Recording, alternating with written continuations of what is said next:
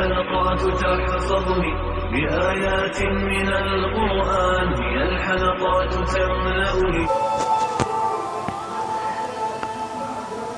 حضرت موسیٰ علیہ السلام سے ایک غریب آدمی نے درخواست کی کہ آپ کلیم اللہ ہیں، اللہ تعالیٰ سے دعا کریں کہ وہ میرا رزق بڑھا دے، مجھے کئی وقت فاقے ہوتے ہیں۔ حضرت موسیٰ علیہ السلام نے دربار خداوندی میں اس کی درخواست پیش کی تو بتایا گیا کہ اس آدمی کی قسمت میں قلیل روزی ہے، اس لیے ہمارے ہاں سے اسے تھوڑا تھوڑا کر کے روز دیا جاتا ہے تاکہ آخر تک ملتا رہے۔ اس شخص کو جب یہ بات معلوم ہوئی تو اس نے درخواست کی کہ آپ اللہ تعالیٰ سے سفارش کر کے میری قسمت کا سارا رزق مجھے ایک ہی بار دلوا دیں۔ اللہ تعالیٰ نے حضرت موسیٰ علیہ السلام کی دعا قبول کی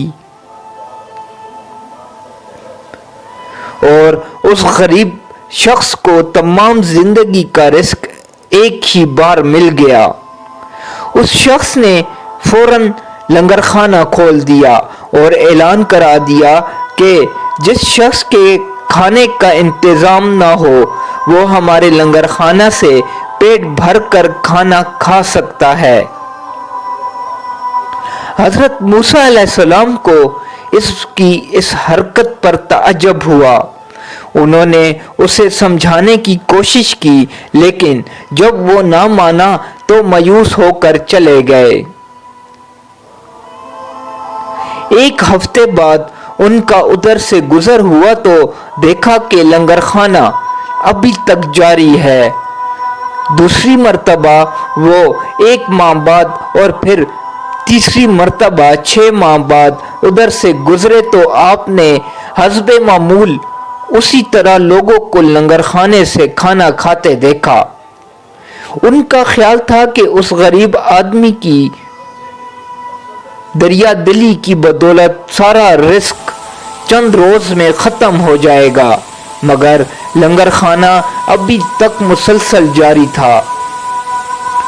آپ نے اللہ تعالیٰ سے عرض کیا، یا اللہ یہ کیا قصہ ہے؟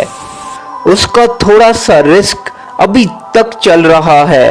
جواب آیا، بے شک اس کی قسمت میں تھوڑا سا ہی رزق تھا جو اب تک ختم ہو جانا چاہیے تھا، لیکن ہمارا قانون ہے کہ جو شخص ہماری راہ میں کچھ خرچ کرتا ہے تو ہم اس کا 10 گنا اس کو دنیا میں اور 90 گنا آخرت میں دیتے ہیں۔ یہ شخص بھی اس قانون کے دائرے سے باہر نہیں۔ جتنا یہ ہماری راہ میں خرچ کرتا ہے اس کا 10 گنا ہم اسے دنیا میں ہی دے دیتے ہیں۔ اس میں تعجب کی کیا بات ہے؟ سبحان اللہ۔